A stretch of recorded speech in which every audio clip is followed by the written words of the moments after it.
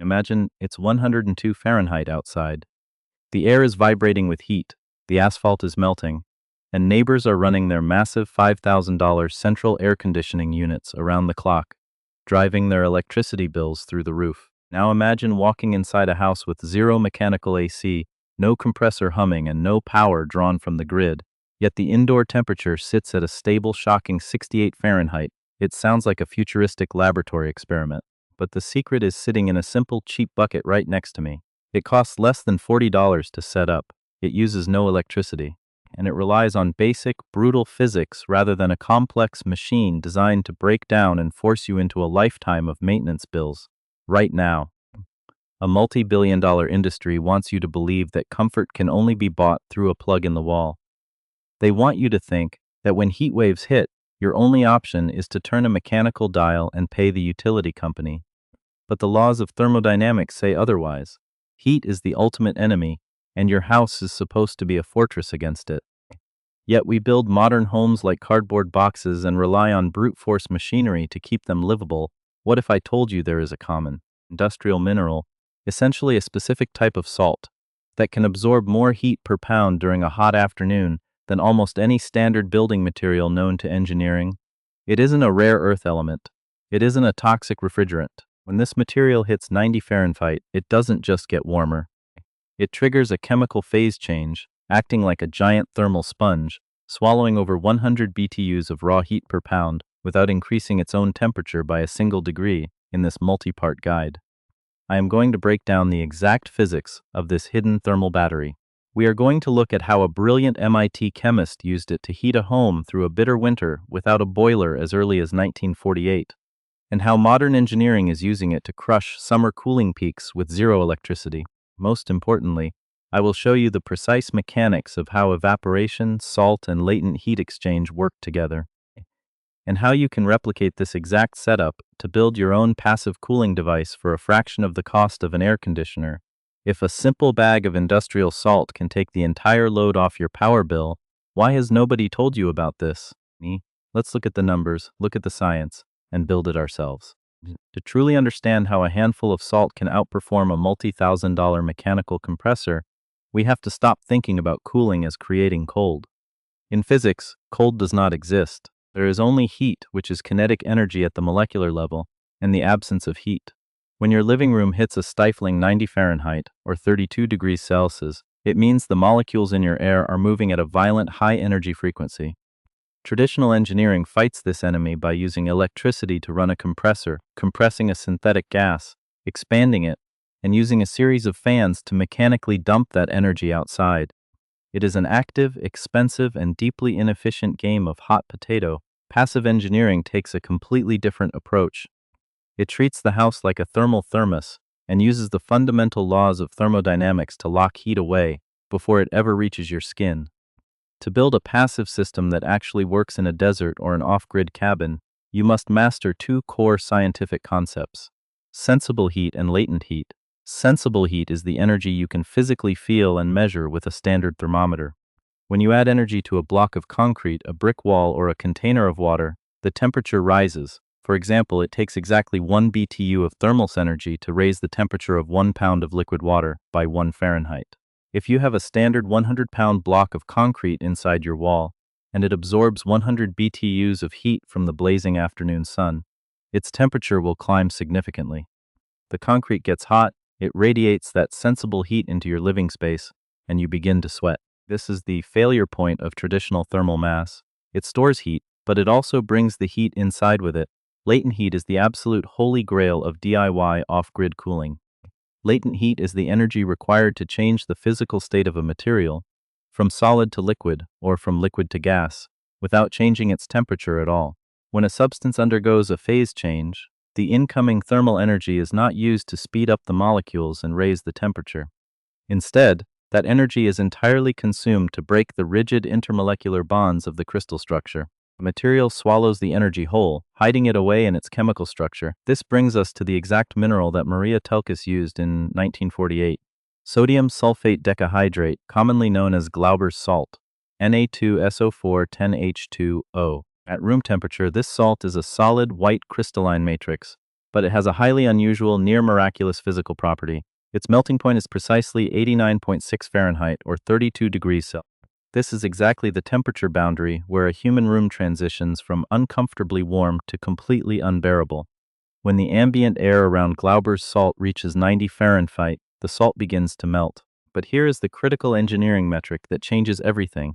While liquid water requires only 1 BTU per pound to rise by 1 Fahrenheit, a single pound of Glauber's salt will absorb a massive 108 BTUs of thermal energy just to melt from a solid to a liquid. Throughout this entire melting process, the temperature of the salt remains locked at 90 Fahrenheit. It acts as a thermal black hole. It can swallow 10,800 BTUs of heat for every 100 pounds of material you have stashed in your ceiling or walls, all while maintaining a constant surface temperature. To put that in perspective, a standard small window AC unit outputs about 5,000 BTUs of cooling per hour, while devouring 500 to 600 watts of electricity. A 100-pound rack of Glauber's salt can provide the equivalent cooling capacity of that AC unit running flat out for 2 full hours, completely silently, with 0 moving parts, and consuming exactly 0 watts of electricity.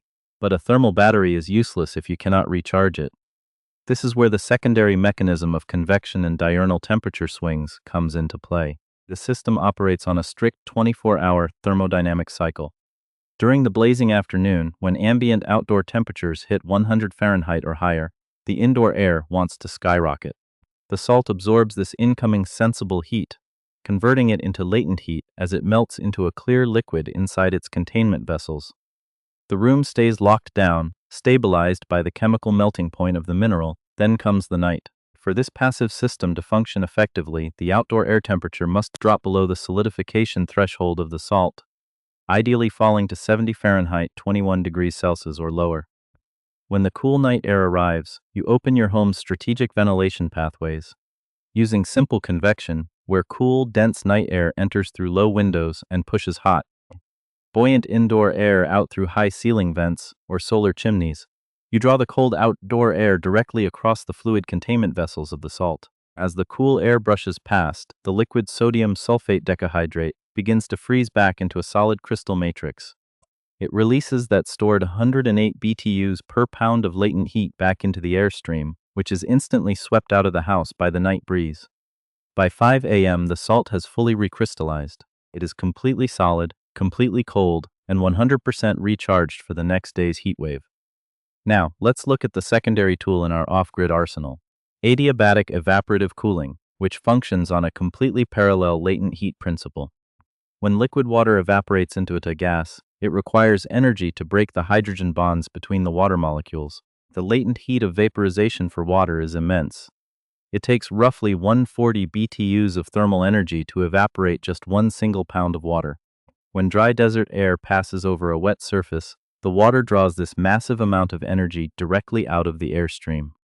The air loses its sensible heat, its temperature drops drastically, and gains latent heat in the form of water vapor. Humidity rises. To design these systems accurately, engineers look at specific humidity percentages and psychrometric charts. In an arid desert climate where the outdoor air is 105 Fahrenheit, 40.5 degrees Celsius, and the relative humidity is a bone-dry 10%, the wet bulb temperature, the absolute lowest limit that water evaporation can cool the air, is roughly 65 Fahrenheit, 18.3 degrees Celsius. By passing that hot, dry air through a properly calibrated adiabatic chamber containing wet clay membranes or porous media, you can easily drop the air temperature by 30 Fahrenheit to 35 Fahrenheit in a single pass. However, there is a hard mathematical limit to this process. For every pound of water you evaporate, you add moisture to the air. If your incoming air already has a high relative humidity, say 70% or 80% in a tropical or coastal climate, the air is already saturated with water vapor. The water cannot evaporate efficiently because the air cannot accept the moisture. The latent heat exchange slows down to a crawl, and the cooling effect collapses. This is why evaporative systems are regional kings. They dominate the deserts, the high plateaus, and dry Mediterranean zones, but fail completely in humid, swamped environments. By combining these two distinct forces, using adiabatic evaporative cooling to super chill night air down to its rock-bottom wet bulb potential, and using that hypercooled air to rapidly freeze and recharge a massive bank of phase-change Glauber's salt, You create an unstoppable, self-correcting thermal loop. You are using the dry desert air to create cold, and using the chemistry of industrial salt to store that cold like an elite battery. You do not need a grid, you do not need a compressor, and you do not need a miracle. You just need to calculate your BTU loads, deploy the right number of pounds of salt per square foot, and let the molecular structures do the heavy lifting for you. Now that you know the brutal, unyielding physics behind phase change minerals and latent heat, it is time to stop theorizing and start building. We are going to construct a DIY thermal battery, a localized, zero-electricity passive cooling rack, using a highly optimized version of Glauber's salt. To make this project accessible, safe, and wildly effective for an off-grid cabin, a garage workshop, or a heat-compromised room, we will build a modular thermal mass matrix for under $50. But before we buy a single component, we must address the fatal engineering flaw that destroyed Maria Telka's original 1948 MIT experiment, incongruent melting. When pure sodium sulfate decahydrate melts into a liquid, the sodium sulfate molecules naturally separate from the water molecules.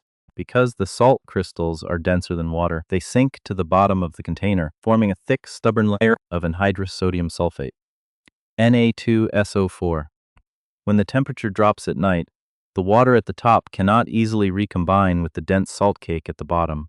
The chemical cycle breaks. Within just a few weeks, your high-performance thermal battery loses up to 70% of its heat-absorbing capacity, permanently trapping the salt in a semi-liquid state. To solve this like a professional engineer, we must use a thickening agent to mechanically suspend the salt particles, ensuring they never sink when the mixture turns to liquid. We must also add a nucleating agent to prevent supercooling, a frustrating phenomenon where the liquid drops way below its freezing point, down to 60 Fahrenheit, before it finally decides to crystallize. Here is your exact master materials shopping list for a highly stable 40-pound DIY phase change material, PCM battery pack, sodium sulfate anhydrous, Na2SO4 16 pounds. You can purchase this cheaply online. It is commonly sold as a pool chemical or an industrial dyeing agent, distilled water, H2O, 21.5 pounds, approximately 2.6 gallons. Never use tap water. Minerals and impurities will ruin the crystallization metrics. Sodium borate decahydrate, borax Na2B4O7 10H2O 1.5 pounds. This is your nucleating agent. It acts as a physical seed crystal, forcing the salt to freeze reliably right at 89.632 degrees. Wallpaper paste, carboxymethylcellulose or CMC powder 1 pound. This is your industrial thickener. It turns the water into a thick, gooey gel that holds the salt in a permanent, uniform suspension, completely preventing incongruent melting layers. Containment vessels, 20 to 25 heavy-duty. Food-grade HDPE, high-density polyethylene, or polypropylene flat containers, like slim slice packs, heavy-walled bottles, or flat modular storage containers. Never use metal containers, as salt solutions will aggressively corrode them over time. Digital infrared thermometer and scale. For precise weight calibration and temperature tracking, here is the step-by-step logic for chemical compounding and safe assembly. Step 1. The safety foundations. Put on safety goggles, a dust mask, and heavy rubber gloves. While these minerals are non-toxic household items, mixing them in large volumes can irritate the skin, and breathing in fine chemical dust is a recipe for a bad afternoon. Work outside or in a highly ventilated workshop. Step 2. Hydrating the thickening matrix. Pour all 21.5 pounds of distilled water into a large, clean plastic 5-gallon bucket. Slowly, section by section, whisk in the 1 pound of carboxymethylcellulose, CMC powder. Do not dump it all in at once or it will clump into unmixable balls. Stir vigorously until the water transforms into a thick, uniform, heavy gel. Let it sit for 30 minutes to fully hydrate. Step 3. Integrating the chemical engine. Slowly add the 1.5 pounds of borax to the gel matrix, stirring thoroughly to ensure it is evenly distributed. Next, begin pouring in the 16 pounds of anhydrous sodium sulfate. As you stir the salt into the hydrated gel, an exothermic chemical reaction will occur. The mixture will physically warm up as the anhydrous salt bonds with the water molecules, converting into true sodium sulfate decahydrate. Keep stirring until the mixture is completely smooth, creamy, and uniform throughout the bucket. Step 4. Containment and air headspace calibration. Using a wide funnel, distribute the thick chemical slurry into your flat HDPE plastic containers. Weigh each container on your digital scale to ensure an even distribution. Critical warning. You must leave exactly 10% empty headspace at the top of every single container before sealing it. When water and salt undergo a phase change from liquid to solid, they expand physically.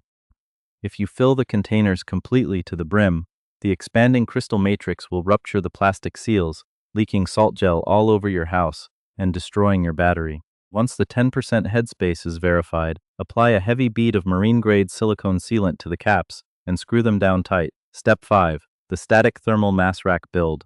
To get maximum performance out of your 40 pounds of phase change battery modules, you cannot simply stack them in a dense pile. If you stack them like bricks, air cannot circulate around them, and the thermal exchange rate will drop to near zero. You must construct a localized thermal air matrix or rack. Build a basic vertical frame out of scrap wood or an old metal shelving unit. Arrange your flat plastic salt panels vertically, leaving a strict 1-inch air gap between every single panel. This design creates a high surface area heat exchanger. Place this rack directly in the path of your room's natural airflow or position it near a window. Common beginner mistakes to avoid. The absolute biggest mistake DIYers make is poor placement. If you place your PCM rack in a dark, stagnant corner with no air movement, it will only cool the immediate 6 inches of air around it. It requires moving air to dump its cold potential into the room. Another massive mistake is skipping the night ventilation cycle. If you keep your house sealed up tight all night, the indoor ambient temperature will never drop low enough to freeze the liquid salt back into crystals. Come morning, your battery will still be a warm liquid, completely unable to absorb heat during the day. How to test and verify your system. Point your infrared thermometer gun directly at the plastic panels at 2 p.m. on a scorching day. If your room is 93 Fahrenheit but the surface of your DIY salt panels is reading exactly 89.6 Fahrenheit, your system is actively working. The salt is eating the ambient room heat, locking it away into latent storage, and keeping its own face cool. At night, open the windows, or turn on a cheap 15-watt box fan to blow cool night air directly through the 1-inch gaps in your rack. Watch the panel surfaces with your thermometer. As soon as they lock onto 89.6 Fahrenheit, and hold it for hours while giving off heat to the outdoor airstream, you know the crystallization process is complete. Your passive zero electricity cooling engine is fully reset for tomorrow. To prove that this isn't just a benchtop chemistry gimmick, we need to step out of the garage workshop and look at how these exact thermodynamic principles have kept humans alive in the most brutal environments on Earth for thousands of years. Long before anyone could plug a compressor into a wall, ancient civilizations were such engineers of passive thermal mass, adiabatic cooling, and phase change dynamics. They built structures that didn't fight the local climate, they exploited it. Let's start in ancient Persia. Modern-day Iran, a hyper-arid desert environment where summer temperatures routinely shatter 113 Fahrenheit or 45 degrees Celsius. To survive, Persian engineers developed the yakshal, which translates literally to ice pit. These were massive, conical mud brick structures, reaching up to 60 feet in height, looking like giant clay hives rising out of the desert sand inside. Beneath the ground level was a massive subterranean storage space. The engineering genius of the yakshal relied on a highly sophisticated combination of evaporative cooling and thermal isolation. They would route cold winter water from underground aqueducts, known as qanats, into shallow channels at the base of the structure. At night, the clear desert sky allowed massive amounts of heat to radiate directly out into space, a phenomenon known as nocturnal radiative cooling. The water in the channels would freeze solid, even in the desert. The ice was then harvested and packed into the deep subterranean pit of the yakshal. The structure's walls were built up to 2 meters thick at the base, made from a specialized completely passive mortar called saruj. This mortar was a precise engineered mix of sand, clay, egg whites, goat hair, lime, and ash. It was entirely waterproof, highly resistant to heat transfer, and possessed massive thermal inertia. The conical shape of the structure served an exact physical purpose. It forced whatever ambient heat managed to penetrate the walls to rise up to the very top apex of the cone, where it escaped through a small vent, keeping the lower ice pit locked at near freezing temperatures all summer long. This allowed desert dwellers to enjoy ice cream and preserve food in the middle of July with zero electricity. In the same arid regions, ancient architects mastered the bodgir, or wind tower. These were tall, hollow masonry towers built atop homes and palace structures. The wind tower operated on two distinct passive principles depending on the time of day. During a scorching afternoon, the tower acted as a high-volume hot air extractor. The blazing sun would bake one side of the dark masonry tower, heating the air inside the flue. As this air became hot and less dense, it rapidly rose and escaped out of the top vents. This created a powerful updraft, a chimney effect, which pulled cooler air from the deep, damp canat tunnels below the house up through the living spaces. If wind was blowing, the top openings of the tower would catch the high-altitude breeze, funneling it down into the house over internal clay basins filled with water. The hot, dry air would undergo instant adiabatic evaporative cooling, dropping its temperature by up to 30 Fahrenheit before washing over the inhabitants. Further west, across Africa and the Middle East, everyday citizens used the Zeerpot, a brilliant, dual-vessel evaporative refrigerator that anyone can build for less than $15 today. The construction is brutally simple. You take a large, unglazed, porous earthenware pot, place a slightly smaller glazed clay pot inside it, fill the narrow gap between the two pots with wet sand, and cover the top with a damp cloth. As the hot, dry desert air blows against the outer unglazed clay pot, the water stored in the wet sand slowly seeps through the porous ceramic walls and evaporates into the air. Because water has an immense latent heat of vaporization, requiring roughly 1,040 BTUs per pound to convert from liquid to gas, it strips that thermal energy directly out of the inner clay chamber.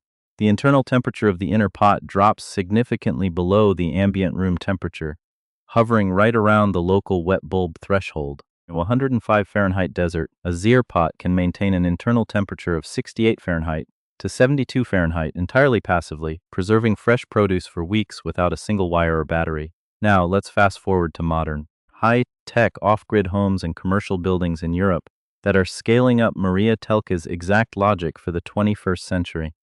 In Germany and Switzerland, modern architectural engineers have realized that building massive concrete structures to gain thermal mass is incredibly expensive, structurally heavy, and carbon-intensive. Instead, they're installing micro-encapsulated phase change materials directly into standard interior building materials. Companies are now manufacturing standard gypsum drywall, plaster, and ceiling tiles that are saturated with millions of microscopic polymer capsules. Inside each tiny capsule is a highly stable engineered phase change material, either a refined paraffin wax or a bio-based salt hydrate, calibrated to change phases precisely at 71 Fahrenheit, 73-77 to 25 degrees Celsius. Depending on the room's design goals, consider a modern commercial office building in Switzerland.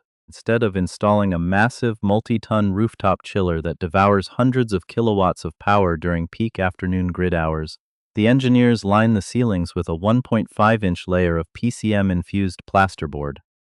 Throughout the morning, as the sun beats down on the glass facade and office computers dump heat into the space, the indoor temperature climbs towards 73 Fahrenheit.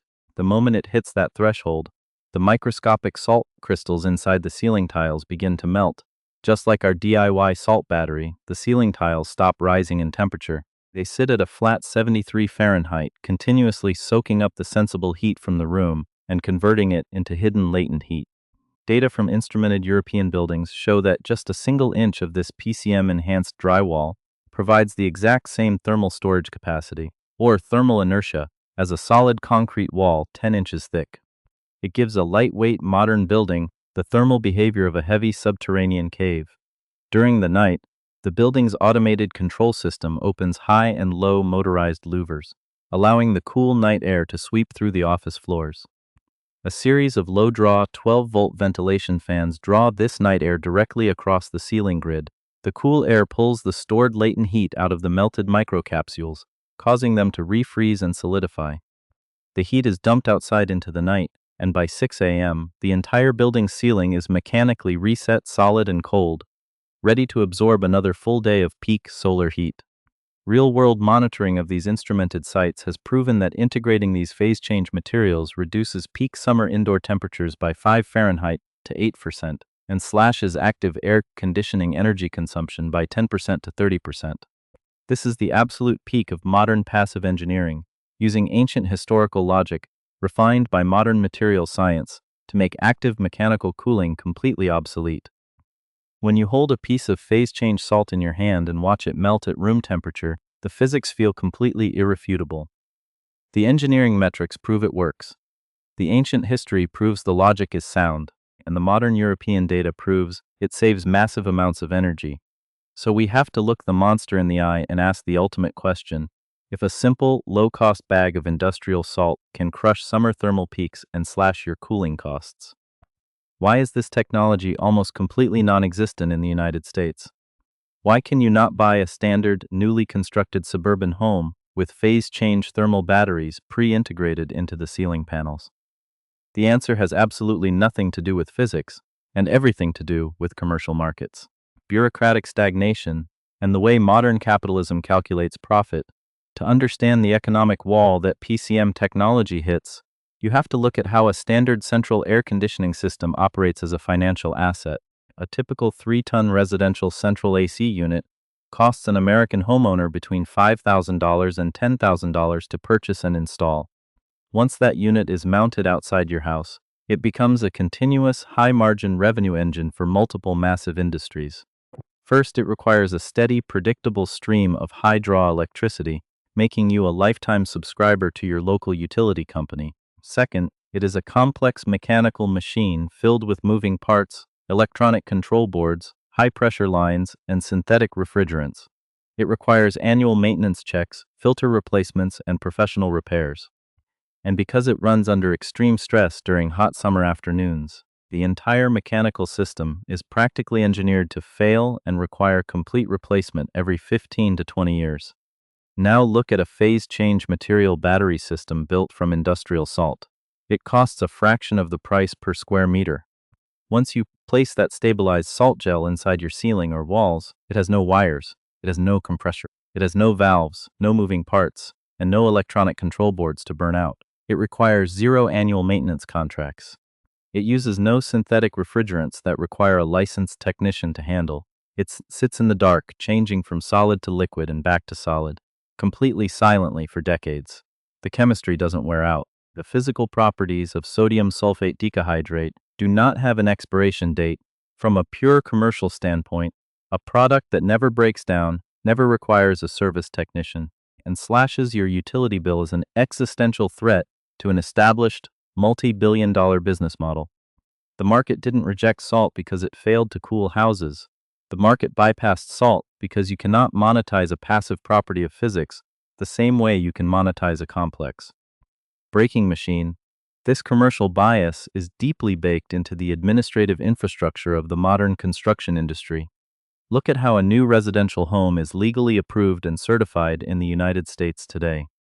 To comply with local building codes, an engineer or architect must fill out standard energy compliance forms, often using specific calculation procedures like ACCA Manual J for residential load calculations.